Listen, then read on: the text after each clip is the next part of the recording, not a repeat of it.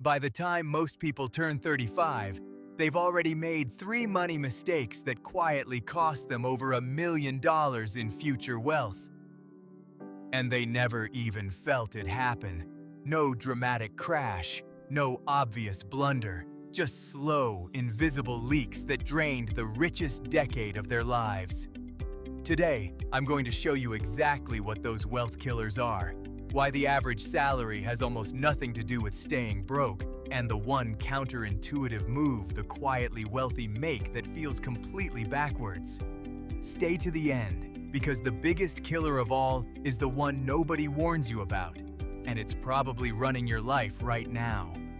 Here's a number that should stop you cold. $1 invested at 25 can grow to roughly 10 times its value by retirement. That same dollar invested at 35 grows to about half that. Not because you did anything wrong, just because you waited 10 years. Time is the one ingredient you can never buy back, and your 20s and early 30s are the only decade where you have a mountain of it. That's why the wealthy don't obsess over picking the perfect stock.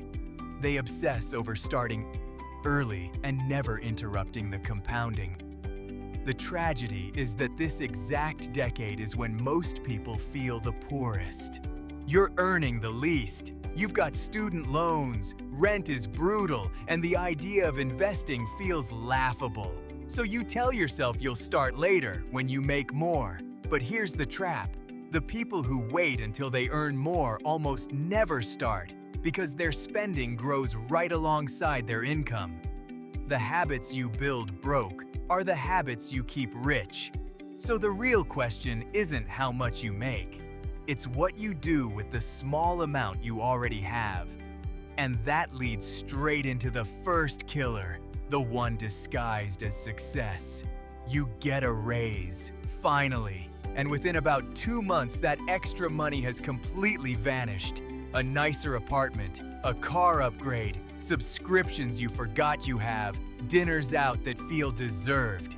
This is lifestyle creep, and it's the silent assassin of the average earner. Studies of spending behavior show that as income rises, spending rises almost dollar for dollar. So someone making $40,000 and someone making $90,000 can end up saving the exact same amount. Nothing. The wealthy do something radical here. They freeze their lifestyle on purpose. When their income jumps, they bank the difference before they can feel it. One quiet millionaire I read about drove the same used Toyota for 15 years while his net worth crossed 7 figures. He wasn't cheap, he was intentional. Every raise he got, he split. Half to enjoy, half to invest automatically the day it hit. The lesson isn't to live like a monk. It's to let your income grow faster than your lifestyle, even a little. That gap, the space between what you earn and what you spend, is the only thing that ever becomes wealth. Widen it, and you win. But protecting that gap means beating an even sneakier enemy, and this next one wears a very respectable disguise. We've been sold a dangerous lie that some debt makes you rich. And sure, borrowing to buy an appreciating asset can work, but most people never touch that kind of debt. They drown in the other kind, the car loan on a vehicle that loses 40% of its value in 4 years, the credit card balance carried month after month at 20+% interest. Think about what that number really means. If your credit card charges 24%, you would need to earn a guaranteed 24% return just to break even. Warren Buffett averages around 20% a year, and he's considered the greatest investor alive. So carrying that balance is like betting against a legend and losing every single month. Here's the payoff insight. Paying off high-interest debt is mathematically the best investment available to you, and it's completely risk-free. Nothing in the market beats it consistently. The quietly wealthy treat consumer debt like a fire in the house. They put it out immediately, aggressively, before they do anything fancy with their money. They understand that you cannot build wealth on top of a leak. Kill the interest first, Because once you stop bleeding money to lenders, you finally get to keep what you earn. And that's when the strangest secret of the wealthy starts to make sense. Okay, here's the reveal I promised, the counterintuitive move that sounds completely wrong. The quietly wealthy don't get rich by cutting coffee. They get rich by spending more on the right two things. Here's what I mean. There are two categories where broke people underspend and it keeps them broke. The first is their own skills. The wealthy pour money into courses, books, certifications, mentors, anything that raises their earning power. Because cutting $5 a day on lattes saves you $1,800 a year, but adding one marketable skill can raise your income by $10,000 or $20,000 a year, every year, for the rest of your life. One number changes your budget, the other changes your ceiling. The second thing they spend heavily on is assets. Things that put money back in their pocket while they sleep. Index funds, rental income, a small business, dividend stocks. To a broke mindset, spending on those feels like losing money. To a wealthy mindset, every dollar spent on an asset is a tiny employee sent out to earn more dollars. So while everyone's arguing about skipping avocado toast, the wealthy quietly ask a totally different question. Not how do I spend less, but how do I make every dollar I spend either grow my income or grow my assets? Flip that switch, and frugality stops being a prison. It becomes a strategy. But even this only works if you avoid the trap that swallows most people right after they finally start earning real money.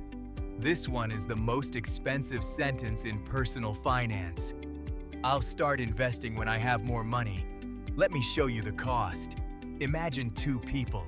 The first invests $200 a month from age 25 to 35, then stops completely, never adds another dime. The second waits, then invests $200 a month from 35 all the way to 65.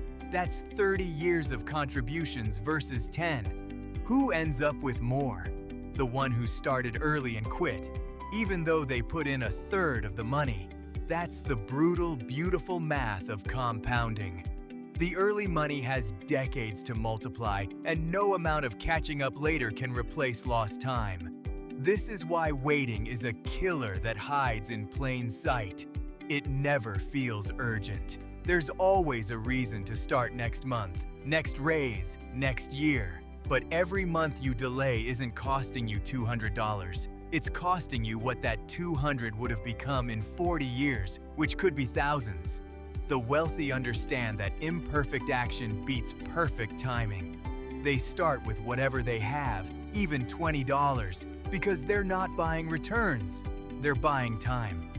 And once you're finally in the game, there's a psychological wealth killer waiting that's harder to beat than any of these numbers. Here's the one nobody warns you about. The biggest wealth killer in your 20s and 30s isn't a bad investment. It's a phone in your hand showing you everyone else's highlight reel. Social media has turned wealth into performance. You see the trips, the cars, the launch parties, and you feel behind, so you spend to catch up to people who are often broke behind the scenes, financing their whole image. The wealthy play a completely different game. They're famously boring. The average millionaire in landmark research lives in a modest home, drives an ordinary car, and builds quiet wealth invisibly. They stopped keeping score against other people and started keeping score against their own past self. That single mental shift is worth more than any budgeting app. Because comparison doesn't just cost you money, it costs you patience, and patience is the entire game. When you measure your net worth against a stranger's Instagram, you'll always feel poor, and poor feelings drive poor decisions. When you measure it against where you were last year, you feel progress, and progress compounds your motivation the same way interest compounds your money. The quietly wealthy protect their attention as fiercely as their savings. They know that a calm mind makes rich decisions and a jealous one makes broke ones. So how do you actually put all of this together into a life? Let's turn all of this into something you can run on autopilot, because willpower fails and systems don't. Step 1. Automate the gap. The day your paycheck lands, have a set percentage move automatically into investments before you can touch it. Pay yourself first every time. Even 10% started now changes your entire trajectory. Step 2. Attack high-interest debt with everything you've got, because that's your guaranteed, risk-free return. Step 3. Freeze your lifestyle when raises come. Bank at least half of every increase before it becomes a habit. Step 4. Invest the boring way. Low-cost broad index funds bought consistently, held for decades. You're not trying to be clever, you're trying to be relentless.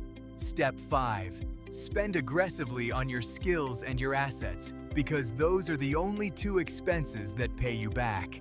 And Step 6. Protect your mind. Unfollow the accounts that make you spend. Measure yourself against last year's you. The people who build real wealth aren't smarter or luckier. They just avoided the leaks long enough for time to do the heavy lifting. None of this requires a big salary. It requires starting, protecting the gap, and refusing to interrupt the compounding.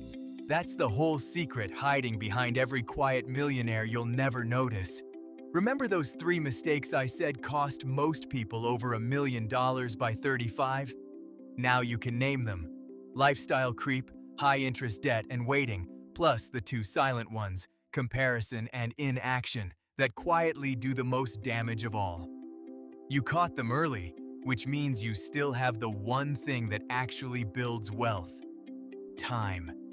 Start small, protect the gap, and let the decades work for you. If this gave you even one idea worth acting on, consider subscribing so the next one finds you when you need it.